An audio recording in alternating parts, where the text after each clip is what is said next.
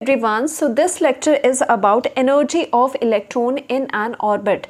So basically Rutherford, इससे पहले Rutherford ने हमें क्या बताया था in his nuclear model कि आपका जो पूरे एटम का पॉजिटिव चार्ज है एंड मोस्ट ऑफ दी जो मास है वो कॉन्सेंट्रेटेड होगा एट द सेंटर, और वो बहुत टाइनी स्पेस होगा जहाँ पर वो कॉन्सेंट्रेटेड होगा and this space is known as the nucleus.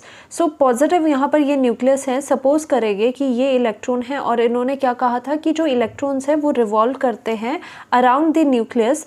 सो यहाँ पर इलेक्ट्रॉन हो गया और यहाँ पर आपका न्यूक्लियस हो गया. तो हमें देखना है कि जो ये इलेक्ट्रॉन है ऑर्बिट में जो यहाँ पर ये रिवॉल्व कर रहा है उसकी एनर्जी कितनी होती है. So the Rutherford nuclear model of atom pictures the atom as electrically neutral बताया था. क्यों? बिकॉज पॉजिटिव चार्ज जितना होगा उतना ही इलेक्ट्रॉन होगा और वो न्यूट्रल हो जाएगी electrically. Whole as a whole जो एटम होगा वो इलेक्ट्रिकली न्यूट्रल होगा. Okay, consisting of very small massive and positively charge nucleus at the centre surrounded by revolving electrons, ये इन्होंने बताया था. So now the electrostatic force of attraction, जिसे कि हम FE भी कहेंगे, between the revolving electron and the nucleus provides the required centripetal force that is denoted by FC to keep them in their orbit. So actual में यहाँ पर क्या होगा कि जैसे हम सोच रहे हैं कि इलेक्ट्रॉन्स यहाँ पर रिवॉल्व कर रहा है, तो ये रिवॉल्व कैसे कर रहा है?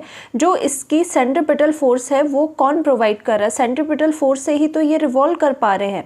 तो वो जो सेंट्रिपिटल फोर्स होगी इसकी वो कौन प्रोवाइड करेगा? वो प्रोवाइड करेगा इलेक्ट्रोस्टैटिक फोर्स. यानी कि इस केस में यहाँ पर क्या हो जाएगा? Centripetal force that means FC is equal to electrostatic force that is your FE.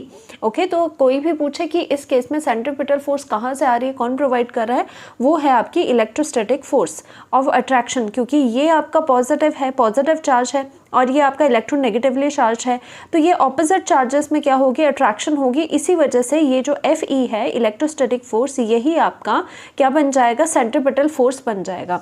Right, तो हमें ये बात याद रखनी है.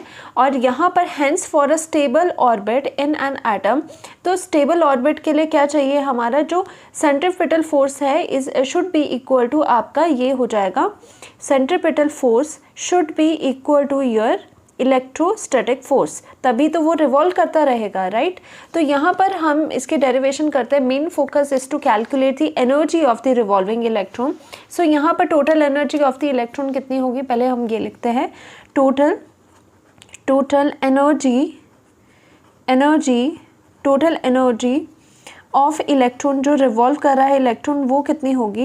एनर्जी इज इक्वल टू, आपको पता है जो इलेक्ट्रॉन की एनर्जी, इलेक्ट्रॉन के पास कौन सी एनर्जी है? सिंस ये यहाँ पर रिवॉल्व कर रहा है इसके पास काइनेटिक एनर्जी भी है और इसके पास पोटेंशियल एनर्जी भी है, क्योंकि ये किसके इलेक्ट्रिक फील्ड में है? ये पॉजिटिव चार्ज की, ये पॉजिटिव चार्ज यहाँ पर है तो पॉजिटिव चार्ज की अपनी इलेक्ट्रिक फील्ड होगी. तो पॉजिटिव चार्ज की इलेक्ट्रिक फील्ड में अगर ये है तो इसके पास इलेक्ट्रिक पोटेंशियल भी होगा. ओके, पोटेंशियल एनर्जी तो यहाँ से हम निकाल सकते हैं. तो that means our electron is having kinetic energy as well as plus potential energy. दोनों तरह की एनर्जीज आपके पास है. तो आपको पता है काइनेटिक एनर्जी क्या होती है? We know that kinetic energy is equal to half mv². कितनी होती है? Half mv² of the electron. Okay, and also the potential energy क्या होती है? इलेक्ट्रिक पोटेंशियल आपका कितना होता है? आपको पता है इलेक्ट्रोस्टैटिक पोटेंशियल क्या होगा आपका?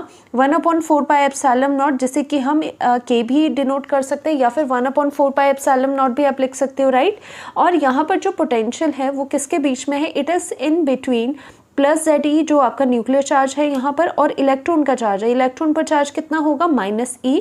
और ध्यान देने वाली बात है, जब भी आप पोटेंशियल निकालते हो तो हमेशा आप चार्जेस को कंसीडर करते हो, उसके साइंस को कंसीडर करते हो. ओके, तो यहाँ पर इसका जो चार्ज है वो कितना है? E है विथ साइन -E है. एंड यहाँ पर चार्ज कितना है? प्लस का ZE है, न्यूक्लियस पे प्लस ZE चार्ज है. राइट, सो यहाँ पर कितना हो जाएगा? Q1 Q2. क्या फॉर्मूला होता था पोटेंशियल एनर्जी का? K Q1 Q2 upon R. तो यहाँ पर suppose R is the distance between these two charges, तो वो कितना हो जाएगा? K यहाँ पर आपका जो कांस्टेंट है इलेक्ट्रोस्टैटिक कांस्टेंट, चार्ज 1 कितना है? प्लस ZE है. दूसरा चार्ज कितना है? दूसरा चार्ज आपका माइनस विद साइन लेना है, -E है, divided by distance between these two charges is your R. Okay, तो दैट मीन्स यहाँ पर आपका पोटेंशियल एनर्जी कितना आ रहा है? Potential energy is equal to कि यहाँ पर आपका आ रहा है जेड ई, चाहो तो ऐसे भी लिख सकते हो minus Z E square upon यहाँ पर आपका आर आ रहा है, राइट। सो यहाँ पर हमने जो पोटेंशियल एनर्जी है वो हमारी विद साइन है। नाउ हमें ये पता है for a stable orbit in atom, अगर एटम आपको स्टेबल एटम चाहिए, स्टेबल उसका ऑर्बिट चाहिए जो कि इलेक्ट्रॉन रिवॉल्व कर रहा है, उसकी वजह से स्टेबिलिटी तो रहनी चाहिए, तो उसके लिए जो सेंट्रीपिटल फोर्स है that should be equal to the electrostatic force.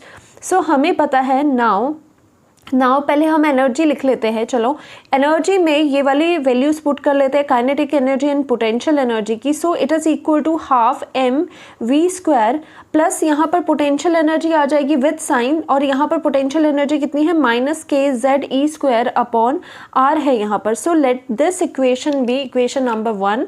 So equation number 1 ये यहाँ पर इतनी हो गई।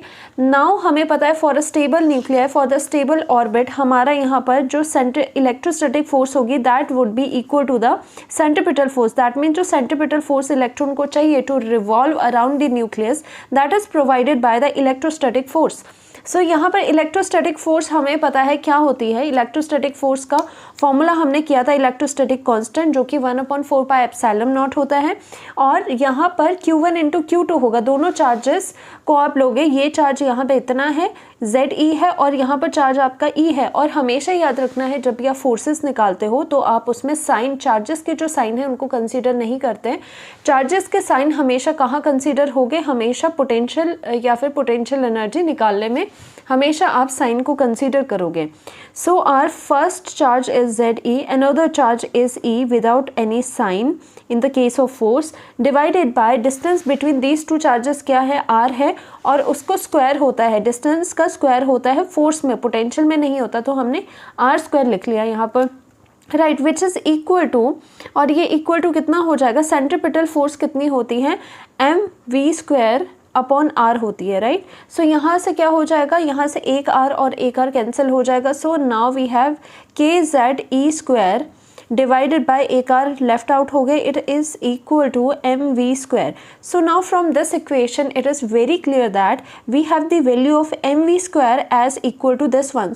सो हम क्या करेंगे, यहाँ पर एम वी स्क्वायर की वैल्यू इतनी जो है वो यहाँ पर पुट करेंगे M V square first equation में, सो दैट यहाँ पर एम वी स्क्वायर की जगह इतना आ जाएगा। So energy is coming out to be, M V square की जगह आप ये वाली चीज़ पुट कर लो तो आपका कितना आ जाएगा, यहाँ पर हाफ हो जाएगा, एंड आपका यहाँ पर के जेड ई स्क्वायर अपॉन यहाँ पर कितना हो जाएगा आर। फर्स्ट इक्वेशन में हम एम वी स्क्वायर हमने कुछ नहीं करा, हमने एम वी स्क्वायर की वैल्यू यहाँ पर पुट कर ली, माइनस यहाँ पर एज सच ये आ जाएगा, तो यहाँ पर के जेड ई स्क्वायर अपॉन यहाँ पर आर आ जाएगा। Upon solving we are getting what, energy it is equal to minus of half K Z E square upon R. Okay, so यहाँ पर हमारी एनर्जी इतनी आ रही है, ये क्या है, एनर्जी ऑफ एन इलेक्ट्रॉन जो कि ऑर्बिट करता है around the nucleus. So energy आप ये लर्न करोगे इसका expression, and very important result आपका क्या है जो बताता है स्टेबिलिटी। इसकी स्टेबिलिटी के बारे में इज द नेगेटिव साइन है। So the total energy of an electron is negative, हमें यहाँ पर नजर आ रहा है कि नेगेटिव है। नेगेटिव का मतलब क्या होता है, जब भी किसी इलेक्ट्रॉन की एनर्जी नेगेटिव आती है, किसी की भी एनर्जी नेगेटिव आती है, तो उसका मतलब क्या होता है, this implies that the electron is bound to the nucleus. इसका क्या मतलब है, जो इलेक्ट्रॉन वो रिवॉल्व कर रहा है न्यूक्लियस के चारों ओर, वो ऐसे नहीं वहाँ पर पड़ा है, वो न्यूक्लियस के साथ बाउंड स्टेट में है। ऐसे नहीं है कि आप यहाँ से इलेक्ट्रॉन को इजीली निकाल सकते हो। इस इलेक्ट्रॉन की जो नेगेटिव एनर्जी आई है, नेगेटिव साइन आया है, उसका क्या मतलब है कि जो इलेक्ट्रॉन है वो बाउंड है, वो न्यूक्लियस के साथ बाउंड है, न्यूक्लियस ने उसको पकड़ के रखा है। ओके, अगर पॉजिटिव होती तो उसका मतलब वो बाउंड नहीं होता, बट अगर नेगेटिव है तो दैट मीन्स कि आपका जो ये इलेक्ट्रॉन है ये it is bound to the nucleus, तो ये बाउंड होगा इसके साथ। सो हम लिख सकते हैं if energy E were positive and electron will not follow closed orbit around the nucleus. अगर एनर्जी आपकी पॉजिटिव होती तो वो न्यूक्लियस के चारों ओर चक्कर नहीं लगा रहा होता। नेगेटिव का मतलब है कि वो बाउंड है। अब अगर इसको निकालना है, हम ऐसे नहीं है कि इजीली इसको निकाल सकते हैं, अगर हमें इसे निकालना है तो हमें कुछ अमाउंट ऑफ एनर्जी देनी होगी सो दैट ये हमारा यहाँ से निकल जाए, यानी कि ये बाउंड स्टेट में है इसीलिए स्टेबल है। तो ये वाला भी प्रूव हो गया और हमारा एनर्जी का एक्सप्रेशन भी आ गया। Thank you so much.